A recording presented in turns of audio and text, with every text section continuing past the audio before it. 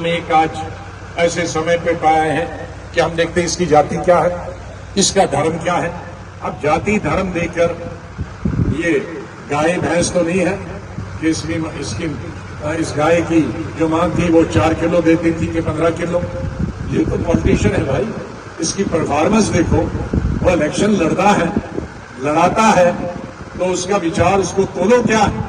اور یہیں آپ الیکشن کمپین میں ہی آپ سمجھ جاؤ گے کس کا وزن کتنا. تو سوچ سمجھ کے دے.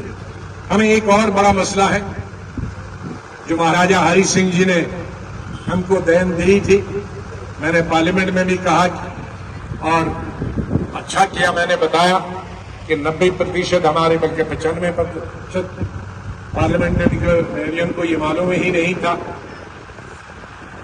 کہ یہ 35A کس نے دیا. یہ 35A جس میں زمین کوئی باہر والا خرید نہیں سکتا اور جس میں کوئی باہر والا نوکری نہیں کر سکتا، لیکن زمین کا پریشر صرف جموں میں پڑے گا. کوئی ڈوڈا نہیں جائے گا خریدنے کے لیے کہ وہاں ہے ہی نہیں کچھ. بھدروا نہیں جائے گا، رجوری کچھ نہیں جائے گا. کشمیر ضرور جاتا لیکن وہاں ڈرتے ہیں آپ اس سے نوکری کرنے کے لیے بھی اپلائی نہیں کرتے ہیں اور زمین کے لیے بھی. تو آ جا کے وہ تمام جموں شہر میں پڑے یہاں سب. اس لیے وہ جموں شہر کو اگر بچانا ہے، اور جموں شہر اب ایک طبقے کا فرقے کا نہیں رہا، یہ 22 ڈسٹرکٹوں کا شہر ہے. تو اس میں یہ اگر کچھ ہو گیا تو 22 ڈسٹرکٹ والے ختم ہو گئے. تو 22 ڈسٹرکٹ کو بچانا کا مطلب ہے جموں شہر کو، جموں ڈسٹرکٹ کو اور ساما تک ہم کو بچانا ہے. اس کے لیے قانون لانا ضروری ہے. ودھان سبھا تو ہم سرکار بنانے کے دعوے دار ہیں، اس میں آپ کا سہیوگ چاہیے. لیکن پارلیمنٹ میں چاہوں گا چاہے کسی بھی پارٹی کا ہو، میں تو کہوں گا میری پارٹی کا، لیکن میں اس سے بھی ہٹ کے ذرا آگے جاتا ہوں. جو بھی پارلیمنٹ میں جائے وہ اپنے آپ کے لیے نہ جائے، وہ جنتا کے لیے جائے، وہ لوگوں کے لیے جائے، وہ لوگوں کی آواز بنے. میں نے پارلیمنٹ میں بھی ایسے ادھک تک پارٹی لیڈر دیکھے ہیں جو 20 سال رہے MP لیکن ایک بھی دفعہ بولے نہیں. تو ایسے آدمی کو کیا فائدہ؟ پارلیمنٹ کا مطلب ہے پارلیمنٹیرین. پارلیمنٹیرین ہے اس کو بولنا چالنا آنا چاہیے، اور بولنا چالے گالیاں دینا نہیں کہ اس کی مکھیہ منتری پردھان منتری کی شکل ایسی ہے، منتری کی شکل ایسی ہے، یہ چھوٹا ہے، اس ذات کا ہے، اس کا نو. سبجیکٹ پر آنا چاہیے. اس کے راجیہ میں اس کے لوگوں کی جو پیڑا ہے، جو دکھ ہے، ایک جموں کشمیر ایک شہر میں دکھنے کو ملتا ہے. اس سے یہاں کے بزنس کو فائدہ بھی ہوا.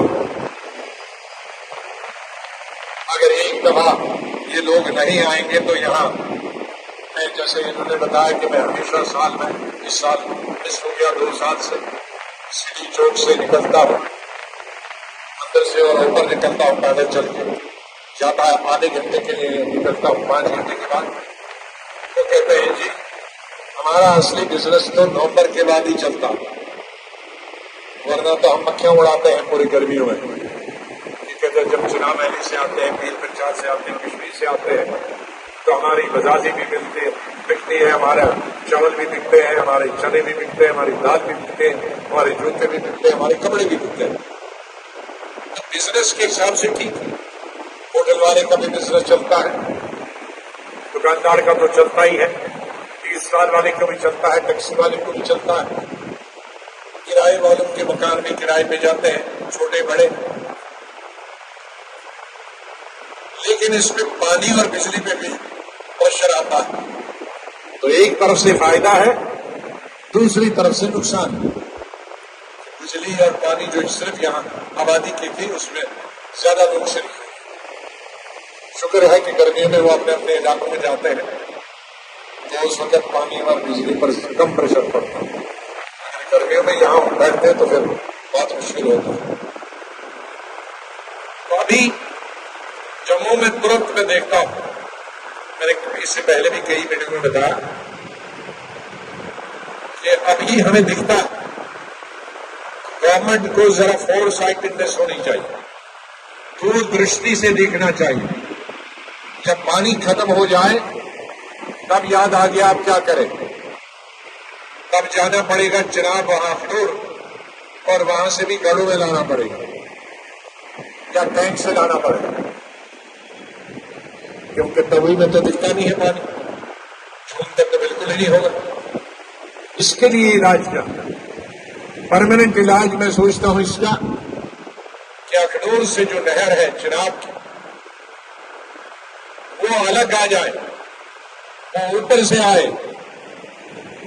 ادھر ہمارے جہاں ہائی کورٹ تھی پہلے ہائی کورٹ جانی پور اوپر سے آئے سیدھے نگروٹا سے، تاکہ پورے شہر کو